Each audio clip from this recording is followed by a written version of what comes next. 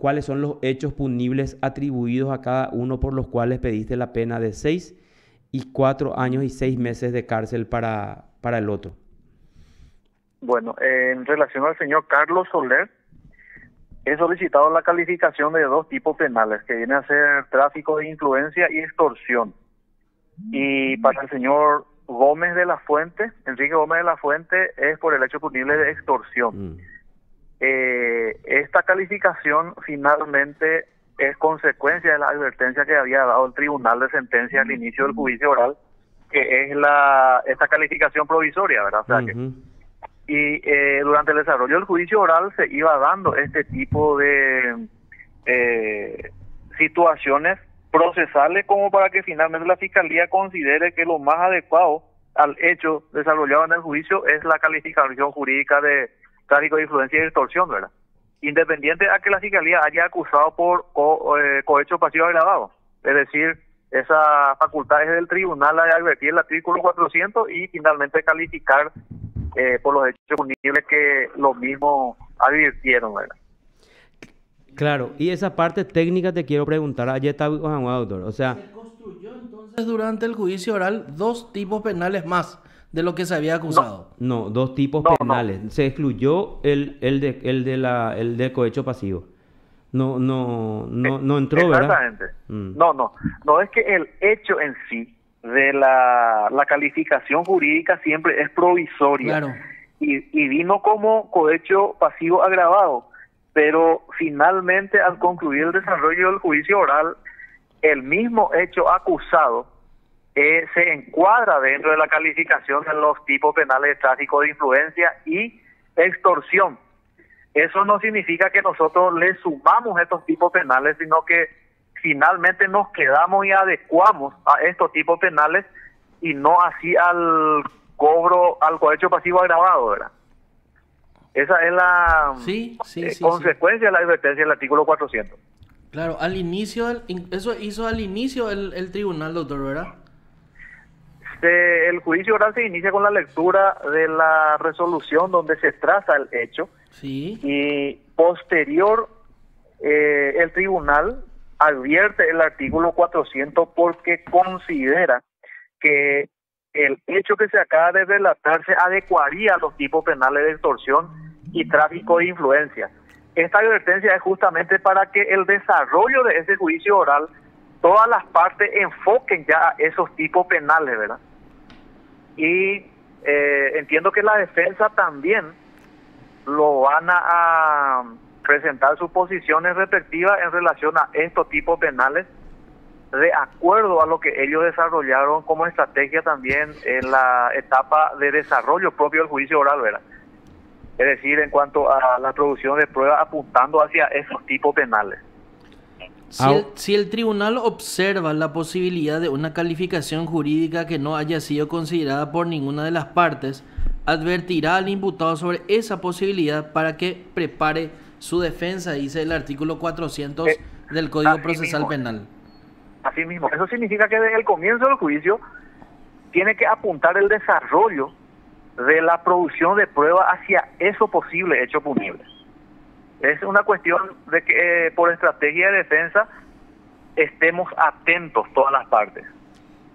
Ahora, acá, sí, eso sabemos casi siempre, ¿verdad? Ahora, a mí lo que, o sea, no, creo que no escuché lo todavía o me habré olvidado, que el hecho acusado acá no aparece.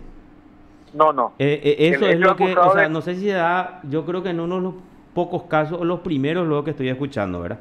Eso que leyó Marco es más o menos siempre se da que a la coima o al cohecho se le agregan los hechos punibles. En este caso, la Fiscalía acusó por un hecho punible que era cohecho pasivo agravado. Pero ese hecho acusado desaparece y aparecen dos hechos punibles advertidos por el tribunal. Y durante todo el desarrollo se apuntó del juicio, se apuntó hacia esos hechos punibles. A ver, ¿qué es concretamente lo que la Fiscalía en sus alegatos finales sostiene contra Carlos Soler? ¿Cuáles son las pruebas para que la Fiscalía, para que usted como representante de la sociedad diga ante un tribunal de sentencia: yo pido que este ciudadano paraguayo sea condenado a 6 años de cárcel porque tengo estas pruebas? ¿Cuáles son las pruebas, doctor, con respecto a Carlos Soler?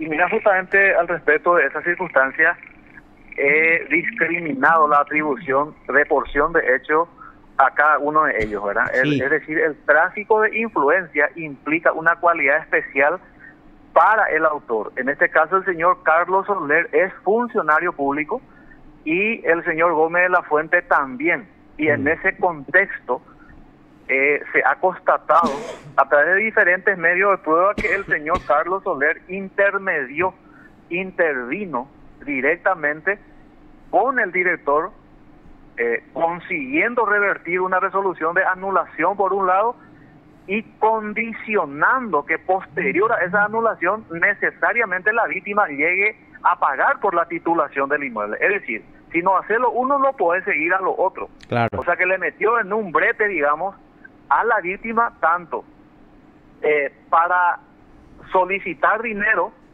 para revertir la resolución anulada, intermediando ante el director, y consecuentemente condiciona, persistiendo e insistiendo en todo momento a que llegue a la titulación, que es el siguiente paso a la adjudicación.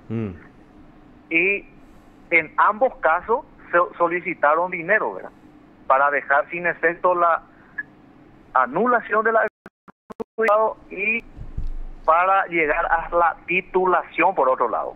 Claro, acá es muy importante, intervención. ¿Por qué trafica o cómo trafica su influencia Carlos Soler? Él era director de créditos, ¿verdad? Exactamente. Era jefe de créditos. De crédito, quien era el responsable de preparar la liquidación final para llegar a la titulación. Es decir, tenía esa facultad legal, ese papel tan importante que en el caso de la extorsión consideramos ese cargo y esa función relevante y un amedrentamiento importante, porque por su mano debe pasar ese trámite para llegar a la titulación.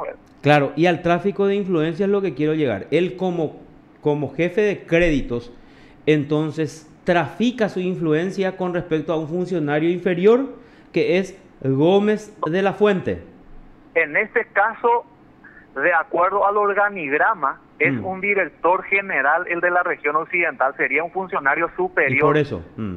Sí. Y la cualidad del tráfico de influencia es justamente que haya habido esa intermediación. Es decir, si nosotros suprimimos la figura de Carlos Soler, la víctima Albino Méndez no iba a tener la posibilidad de llegar directamente al director. O sea que hubo esa intermediación necesaria por parte del señor Carlos Soler, que en el desarrollo del juicio oral se expuso punto por punto, ¿verdad? O sea que Carlos Soler y a la Albino Anielle preocupati se añeta con Gómez de la Fuente, ya se cargo ya conseguita oña anula llega o sea, la anulación de esa anulación o dejar sin efecto esa anulación de la adjudicación estaba en manos de Gómez de la Fuente. Exactamente, porque él era el director que tenía una facultad exclusiva a través de una resolución que le dio el presidente del INDER. Es decir, era una condición necesaria que filtre el director regional de Región Occidental Chaco para que pueda salir de nuevo una resolución. Y en contrapartida de decirle a la víctima que hablaría con el director, posterior a esa conversación le vuelve a comunicar a la víctima lo hablado. Y así iba desarrollándose esa comunicación de intermediación entre él y el director, y finalmente le pasa esa información de nuevo a la víctima. ¿Y la víctima trató casi poco o nada entonces con Gómez de la Fuente, o en algún momento dado trató con Gómez? Nunca pudo hablar con él. Y esa es otra de las observaciones y las condiciones, digamos, el hecho de haber evitado siempre que la víctima hable directamente con el presidente o con el director de Región Occidental. Porque era un mecanismo, claro, que ellos implementaron como para evitar que se hable directamente con el director. Un mecanismo, o habrá también implementado el director y diga, ustedes solucionen porque para que no me llegue a mí nunca esto. O sea, eso ya vamos a conjeturar cada uno. Pero un mecanismo. Es un mecanismo que implementaron. La finalidad era siempre lo mismo, obtener dinero. Exacto. Bueno, doctor, sí. ella oye proba, o sea, el pedido de $25,000 y de los 50,000 y 50,000, o sea, de los 125,000. Bueno, ahí hubo varias visitas, digamos, ya condicionadas posterior a la notificación de la adjudicación, anulación, mejor dicho. Comparece en la oficina del INDER en varias ocasiones la víctima. Y ahí iban avanzando las conversaciones de darle solución, pero con costo, que iba a tener un costo. Y en una de esas conversaciones que fueron grabadas y autorizadas, surge claramente el pedido del señor Carlos Soler, que para dejar sin efecto la anulación era la de $25,000. Y en el desarrollo del juicio oral, ya a través de testigos de la víctima, él expuso claramente todas las circunstancias concretas del monto que pedían por la titulación, porque eso no surgió en los audios, porque siempre editaba y cuidaba escribiendo sobre papeles nada más. No pronunciaba, en ningún momento llegaron a pronunciar monto cuando ellos estaban hablando sobre el pedido de dinero concreto para la titulación.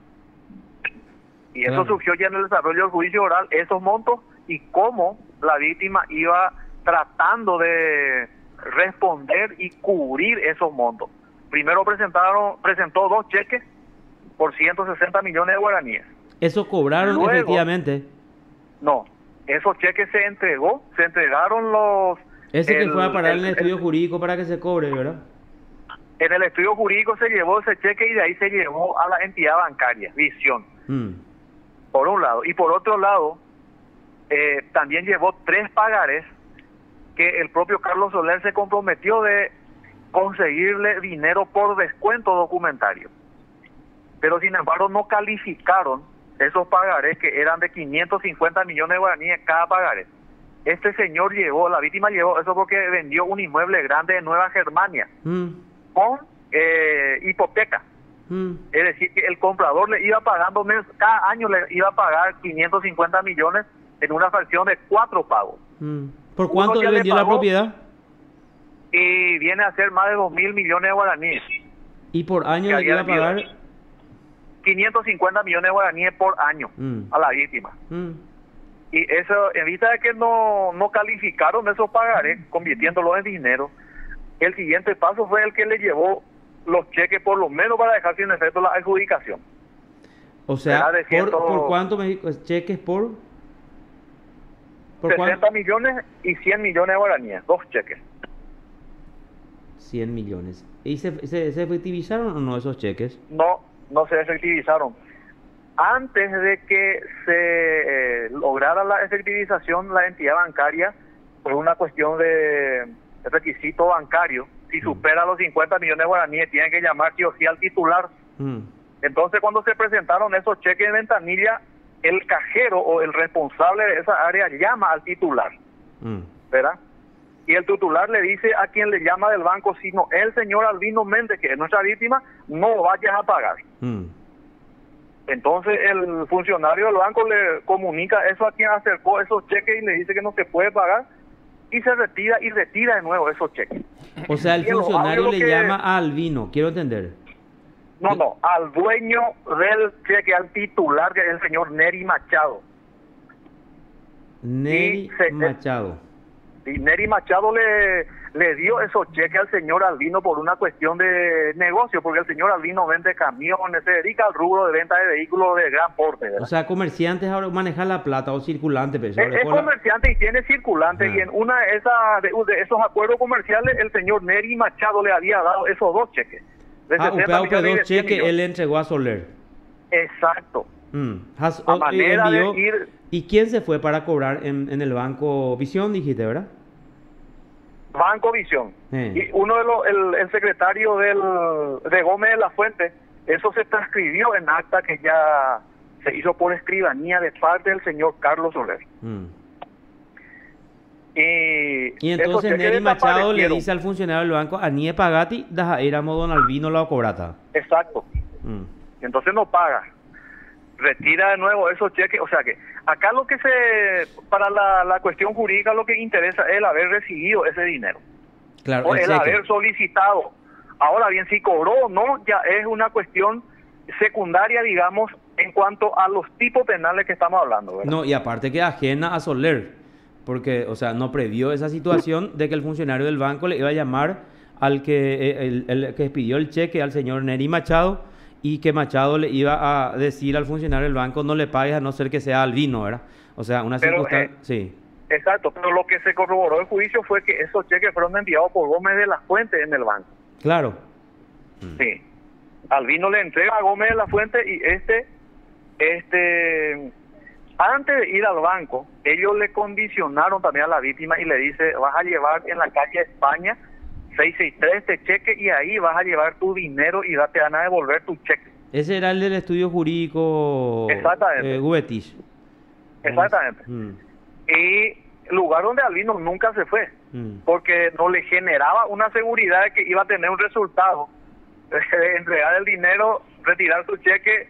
O sea que no era una cuestión directa de la manera que él venía hablando, ¿verdad? Y a ver, ¿en qué momento él denuncia el hecho ante el Ministerio Público? Él denunció el hecho posterior a la notificación de la anulación de la adjudicación dada a su hija. Pero ya había entregado los cheques cuando eso. No. Los cheques fueron entregados posterior. Ya él se constituyó ante el señor Carlos Soler apenas recibió la notificación de anulación de la adjudicación. Pero él ya se fue calculando que acá, ¿por qué me anula si yo tengo todo en orden, mi inmueble en el Chaco? Explotó todo así como presentó en su plan de inversión. Y cuando se presentó y empezaron las primeras conversaciones, ella le dijo directamente que para revertir esa anulación tiene un costo. Entonces, considerando él que hay dos inmuebles, no solamente de su hija, también de su hijo, porque la advertencia fue que si no pagaba eso, va a volver a foja cero la adjudicación de los dos inmuebles que tienen en el Chaco. Y ahí fue cuando él evaluó esa circunstancia y se decidió a denunciar en la fiscalía. Considera muy despropósito, todo le sorprendió eso, y ahí empezó a denunciar en la fiscalía. Él presentó su denuncia y a partir de ahí nosotros empezamos la pesquisa ante la persistencia de esta gente de conseguir lograr su objetivo, ¿verdad? Claro, y además otro elemento, eso de Albino, a la puta madre, ella pidió apagar esta sesión y por ambas la secuatía, ¿verdad? O sea, imagínate, o sea, no es porque le van a fraguar, Gina, o sea, le fraguaron algo en contra al tipo. Entonces ese era el problema, porque Albino tenía todo legal y los otros estaban armándole lío para apretarle, para quitarle la plata. Por eso es que Albino dice, ¿por qué yo tengo que darle plata a estos tipos si lo mío está todo bien? Exacto. Es más, por eso es cohecho pasivo agravado, ¿verdad? ¿O no? Pero no existe. En principio era el haber solicitado dinero a cambio de eso. Ya. Pero después, en el desarrollo del juicio, porque hay que recordar que fueron ofrecidos como elemento probatorio pericias que no fueron desarrollados como tales en la etapa de audiencia preliminar, justamente por cuestiones procesales, de estrategias procesales de ellos, ¿verdad? Además de ello, había testigos que no pudimos ubicar en la etapa oportuna, pero que sí fueron ofrecidos para el juicio oral. Y el juicio oral es un acto único donde realmente es el momento donde desarrollamos en su totalidad las pruebas, sacando todas las informaciones. ¿La prueba o aparece Paitela juicio? ¿Ve? Todos fueron desarrollados, todito. No, la anulación luego fue ya motivada y planeada de acuerdo a lo que corroboró la fiscalía. Habiendo un informe del propio INDER que dice que tiene ocupación, que está siendo explotado, que ya pagó el 25% y el siguiente paso es solo la titulación. Entonces no hay motivo de anular. Él lo que hizo fue pedir, justamente porque está todo en orden, la titulación. Sí. Cuando pidió la titulación ya empieza apareció un dictamen de la región occidental Chaco que motiva y dice falta de justificación de desembolso del 25%. Gómez de la Fuente llamó. Sí, Gómez de la Fuente observó eso para anular. Y sin embargo, en el plan de inversión que presentó Albino, que le llevó a la adjudicación, claramente establece que para la inversión iba a recurrir a entidades financieras y bancarias e incluso al fondo ganadero. Y esa se consolida nada más con una declaración jurada firmada. No es que necesariamente deba llevar ya esas aprobaciones de banco, sino que con una declaración eso ya sirve. Y en el plan de inversión aparecía todito eso y se consideró como válido todo porque cumplió los requisitos y por eso se le adjudicó. Claro, pero ese dictamen de Gómez de la Fuente que dice que faltaba esa inversión, entonces ese documento prueba la extorsión también para apretarle, oye, pues exactamente. Obviamente, categórico. Y después el siguiente dictamen, con eso, pues. El siguiente dictamen, cuando ya se entregaron los cheques más los pagares, tiene ni media carilla. Es un dictamen donde dice por haberse cumplido lo que declararon en su plan de inversión nuevo. Y ese plan de inversión nuevo ellos mismos le facilitaron en el INDER. Exacto. Incluso todito, ¿verdad? Motivado ya por una cuestión económica. Y eso de los 50.000 y 50.000, entonces, quiero entender bien, ese monto ya aparece cuando Albino declara ante el tribunal y cuenta los detalles. O aparece en mensaje de texto o ya en el juicio oral y también relatado en el hecho de la acusación de manera a fundarse en el desarrollo del juicio oral, y es lo que se hizo. Claro, pero eso aparece de la declaración de Albino, no en mensajes de texto No, en la declaración de Albino y en los elementos probatorios que son los pagarés y los cheques al jugar por los montos, ¿verdad? Y la anuencia consecuente e inmediata de los dos, de dar el ok para avanzar viendo los montos. Correcto. Y cuando se llevaron los cheques, después de eso se intentó cobrar y después ya intervino la fiscalía, ¿verdad? Hizo ese procedimiento. Exactamente. Exactamente, eso fue al día siguiente, si no me equivoco. ¿Y esos cheques fueron incautados de dónde? ¿Del estudio jurídico o cómo? Los cheques nunca fueron ubicados porque en los propios audios dice que esos mensajes de texto y audio dicen que esos cheques se han destruido porque Albino no cumplió. Nosotros no recuperamos más esos cheques.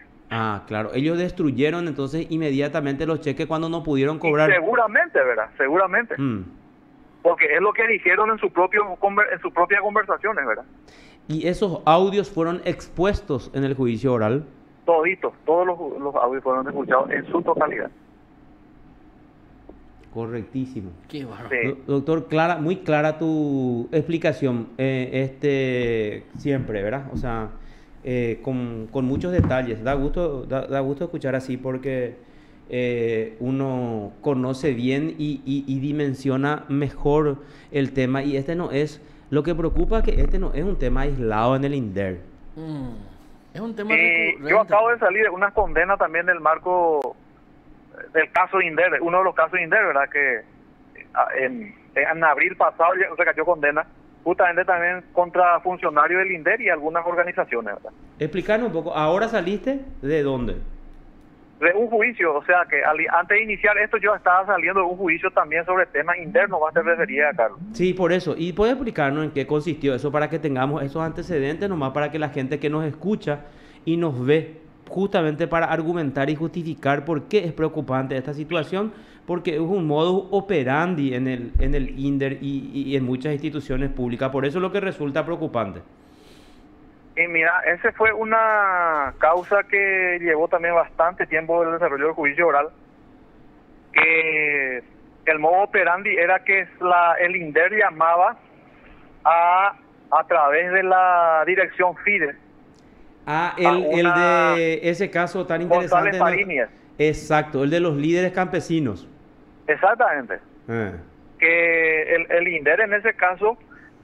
a través de la dirección FIDE contaba con un rubro, el famoso rubro 800, que no exige control o fiscalización de la Dirección Nacional de Contrataciones Públicas, por un lado, y por otro lado solamente exige de la Contraloría una declaración jurada.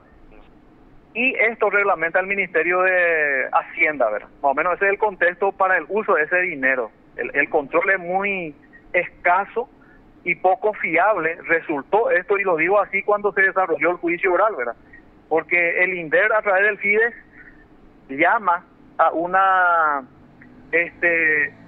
ellos arman un proyecto de mini industria y de fortalecimiento campesino. Sí.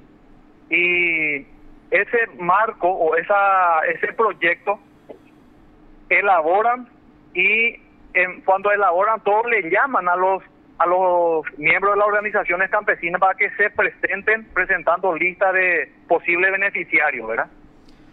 Y sí, el monto que va a invertir esa organización campesina en el progreso económico de esos campesinos o de los grupos campesinos. Y ahí el INDER le desembolsa el dinero. Si dice tu organización, yo necesito 500 millones, el INDER te desembolsa directamente 500 millones, y esa plata ya se le da a la ONG para que esa ONG administre y le provea finalmente los insumos y las infraestructuras a los campesinos. Así Ese mismo era el mecanismo. Doctor, ¿y cómo quedó ese? ¿Apelaron ellos? ¿En qué cámara de apelaciones está el caso? Sí, ellos recurrieron, yo ya contesté todito, y creo que ha de estar en estudio ya en la tercera sala, si no me equivoco, de la Cámara de Apelaciones. Con Waldir Servín, Lovera Cañete y Cristóbal Sánchez. Sí. Seguramente en un tiempo más sabremos si es que se confirmó o ocurre alguna decisión en la causa, ¿verdad? Excelente, doctor, excelente tu explicación. ¿Será que podés quedarte? Quiero hablar contigo un ratito acá mientras Marcos continúa ahí en línea privada. Sí. Por favor, gracias, doctor. No corta, doctor. Dale. Lo escuchaste aquí en PDS. Bueno, seguimos acá en la mesa de trabajo de Por el Imperio de la Ley.